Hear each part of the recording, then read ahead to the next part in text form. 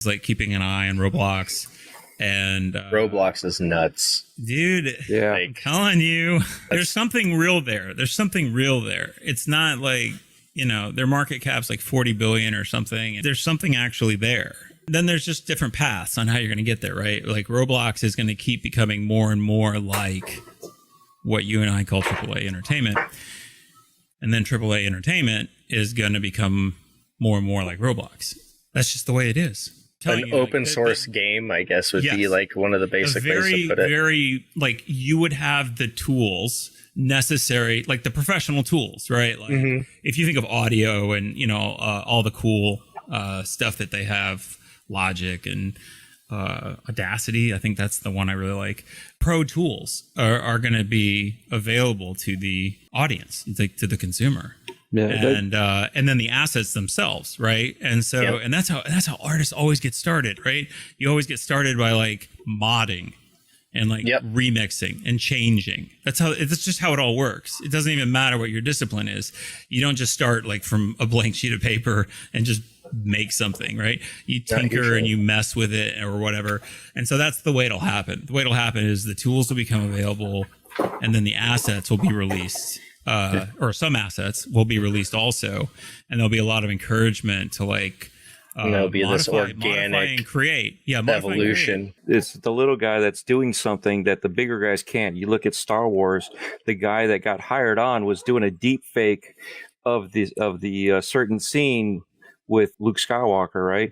And he did it better than they did, and they're a huge corporation, and they hired him on, So that's such a good example. There's so much like really top notch, really, really high level creativity and ability out there. A video ran around at work recently that was, I wish I came prepared with a link, but it's easy to find on YouTube. It's 100 artists that animate the same or render the same animation clip. Yeah, it was really cool. Yeah. It's inspiring at a level that's like, okay, I didn't for real know this was out there. And I actually chased some of those down. Like in the description, they actually have a link to like a Google Doc that has every artist that contributed, right, to that 100. Yeah. And I wanted to chase them down. I was like, are they really like professional, artists at some studio somewhere, or like what's the story here? Somebody just sitting at home on their computer. Yes, I picked some random ones, and I found this guy with like 126 followers on Instagram, right? And he's just making his art and putting it on his Instagram, and so I just followed him, and that's how I found him from that video.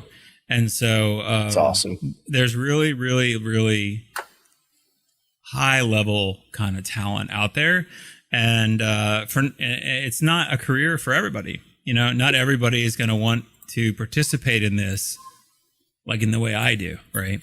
They might just want to kind of at night or weekends at some level inside of the game they like. Yeah, so at whatever level they choose, right? And there might be a marketplace. There might be a way to actually make money off of it. It's so engrossing, and I really do encourage you to save the link, and you might lose the chat when we lose the stream. I don't know how this works, so copy it out. And take some time afterwards and really just kind of sit with it. It's an amazing expression of what's out there. The diversity. There's so many different emotions in there. I mean, it's like a really, really important thing. And if you're trying to wrap your head around, wait, how is the audience going to participate in all of this? Like AAA gaming, the way I understand it, how is audience going to participate? Watch the video and just think to yourself the whole time, how might this be the future of gaming? Have that in your head while you watch the video, and it'll make sense. We see examples of that from Minecraft. People create different mods and assets and texture packs for that game, and then they can monetize it through the transactions within the game and Roblox. Roblox too. Yeah. And so that could become very mainstream, right? The Roblox stuff, as like it's a couple of teenagers and they're just ripping off IP. There's like evil Mickey Mouse, and it's like, wow, you guys just don't care anything about copyright. There is so much more to that game than a lot of people actually realize. That's what I'm saying. It's like insane. There's really something there, and it's like it's up and coming, and it's really important. By the way, this was just a really long way of telling you why there's like a kind of a real effort on my side to have this like interaction with you guys, you know? So like the reason that I'm at this point and then we're having this conversation is because of where the industry is and where it's going and where it's about to be. Yeah. And where it's about to be. Yeah. It's about the future. And, yeah, it really is. And if you watch this back 5 years from now, you'll be like, I see what was going on now. It makes me think of the instance with Superman's mustache for whatever reason when they removed it. I'm like thinking to myself, it wasn't even days after that whole fiasco. The one person posted the video and it.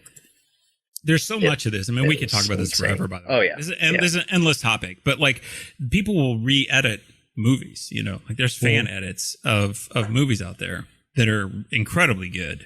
And they're not just to fix, like, a plot thing or whatever. They're just people that are editors that have that talent.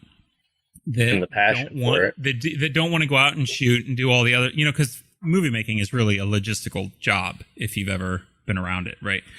It's I shot a graduation once it's logistics. It wasn't it's really hard and then some people just want to do like their one little slice, and that is they want to have the content kind of provided for them and they just want to do the editing part, right? Like make a trailer. And by the way, that's a great example. It's like why is there any game trailer out there that's still made by an agency or a marketing department, you know? When if you handed it to your fan base, if you handed it to the audience, at the very minimum, like let's do both, right? Like and let's like kind of like that video of the YouTube thing. We're going to release the top 5. You know, like fan created stuff. There's one that really made a mark on me.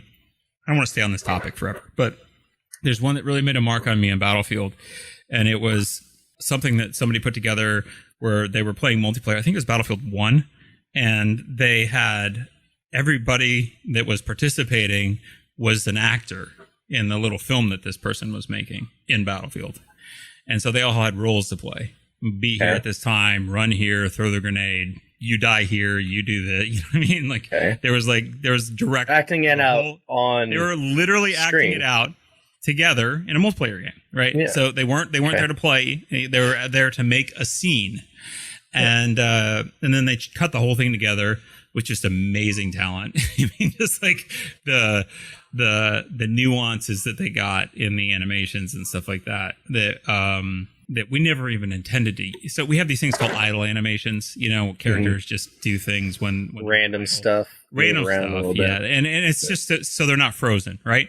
Well, they use them as like meaningful things, like they use those idle animations as like into conversations or reactions. In the context, the idle animation made all this sense, and it was just weird for us to watch. It was like, wow.